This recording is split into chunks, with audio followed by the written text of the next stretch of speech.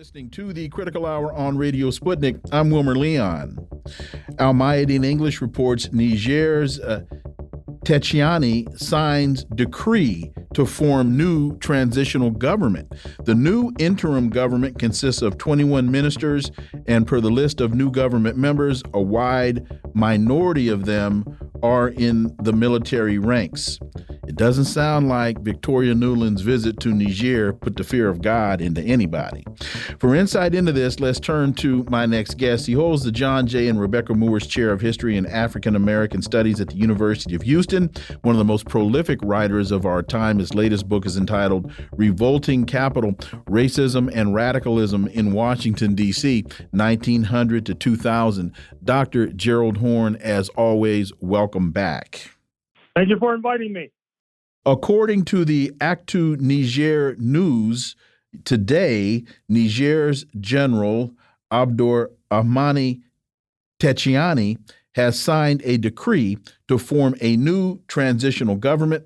Western-backed ECOWAS gave the coup leaders a one-week deadline, which ended last Sunday, to surrender to the bloc's terms or else face a military operation. That deadline has come and gone, as has Victoria Nuland. Literally, she came and went, and seemingly to no avail. Dr. Gerald Horne, your thoughts, sir?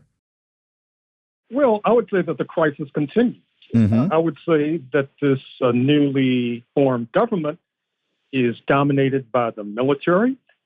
Victoria Nuland, the U.S. official, would probably argue and complain that it does not comport with the Niger Constitution. Interestingly enough, on the front page of the Wall Street Journal today is a lengthy article about one of the leaders of this new government in Niamey. I'm speaking of General Barmu, who actually lived in Washington, D.C., of all places, for a while, studying at the National Defense University, which, as you know, sits alongside the Potomac River, and speaks English fluently. But they thought he was, quote, their guy, unquote. Apparently, that's not the case. But that makes to be watched because certainly Washington and the North Atlantic countries have not given up with regard to controlling Niger. They will probably seek to circulate rumors about General Barmu, suggesting that he is playing a double game and still is in the pocket of the Yankees. I noted with interest the fact that a new insurgency is about to be launched, in fact, launched publicly of all things, in Niger, which is quite curious. I would not be surprised if the U.S. CIA was somehow complicit in that. As we speak, the Economic Community of West African States is meeting in Abuja, Nigeria, and there are those who suggest that despite the protestation, there still could be an ECOWAS military intervention, which I think would be quite disastrous and would, if nothing else, emulate the intervention in Libya a decade or more ago, which helped to set in motion these tumultuous events in Niger as we speak. Because Washington and the North Atlantic countries, they still lust after Niger uranium.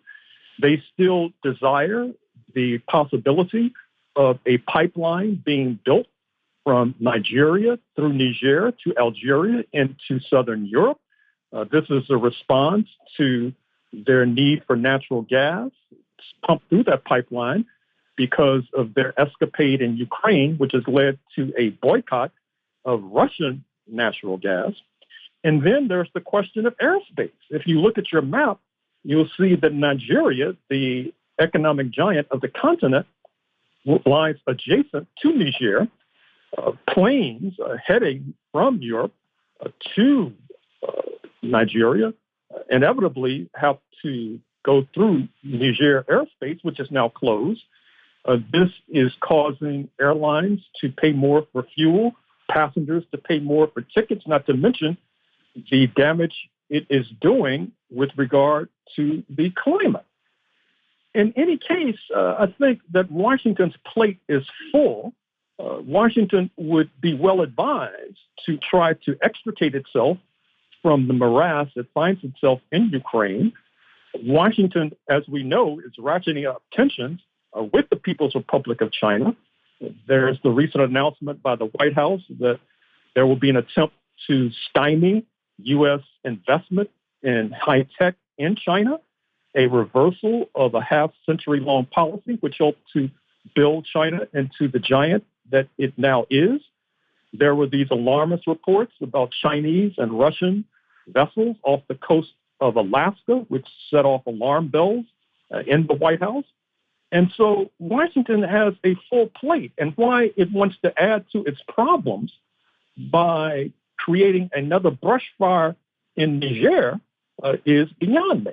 And then there's the question of Africa itself. Recall that during the era of decolonization in the early 1960s and just before, Africa had split into two blocks, the so-called Casablanca bloc, led by Kwame Nkrumah of Ghana and Sekou Touré of Guinea, and Monrovia bloc, led by the placeman, the cat's paw of U.S. imperialism, speaking of Liberia. With these events on the African continent today, you see that Africa, again, is splitting, and as was the case 60-odd years ago with the Casablanca versus Monrovia set to, you see that U.S. and North Atlantic interference is now leading to another split with Burkina Faso and Mali and Mauritania and Guinea-Conakry and Algeria, amongst others, backing Niger, the new regime, and ECOWAS, led by Nigeria, is taking the opposite position. And speaking of Nigeria, recall that we spoke a few days ago about the escalating problems of the recently installed president, Tinubu.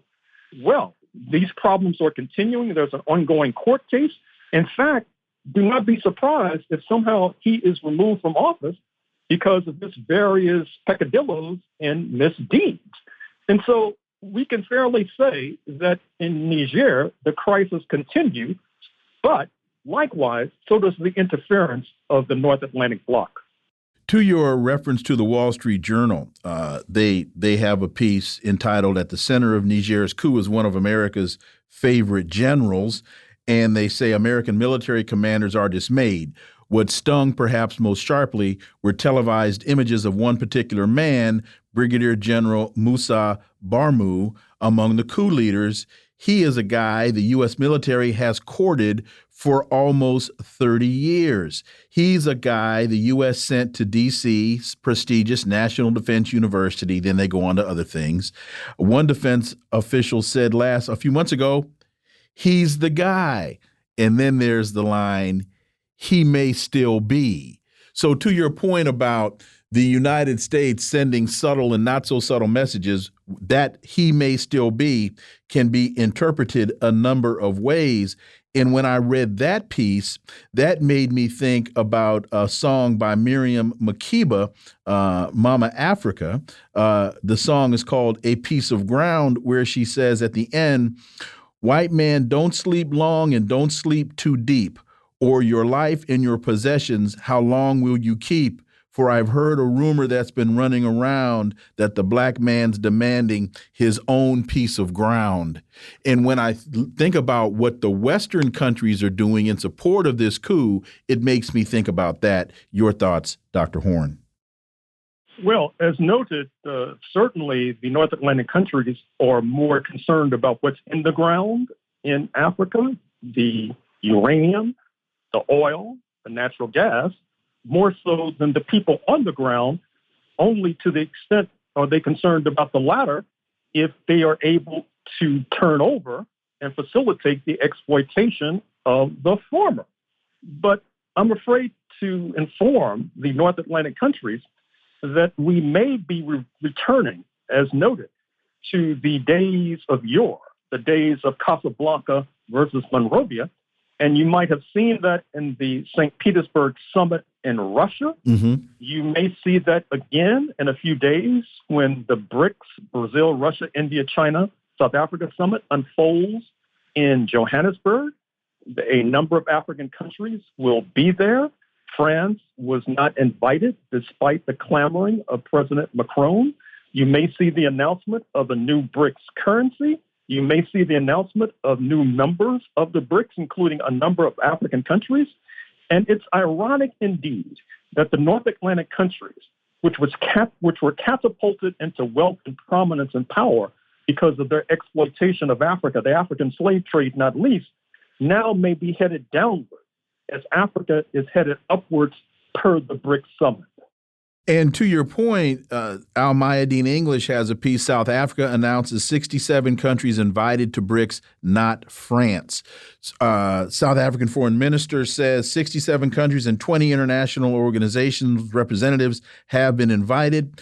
It'll be interesting to see the number that show up. But if they wind up making the announcements that you've just articulated, along with the coup in Niger and the fact that in Niger they are establishing a new government, and you've got Algeria and you've got a number of other countries that are bordering Niger saying, we're back in the play, that to me really demonstrates that the leverage that the United States once had and the fear of God that it thought that it could instill into the minds of foreign leaders is waning dramatically. Waning dramatically indeed. And you can see that reflected in all the historical reporting about the possibility that BRICS may be well on its way towards de-dollarization, not only with the formation of a BRICS currency, but also with BRICS members and their affiliates not trading in the U.S. dollar, but trading in their local currencies. And let me footnote here the deteriorating relations between Washington and Pretoria.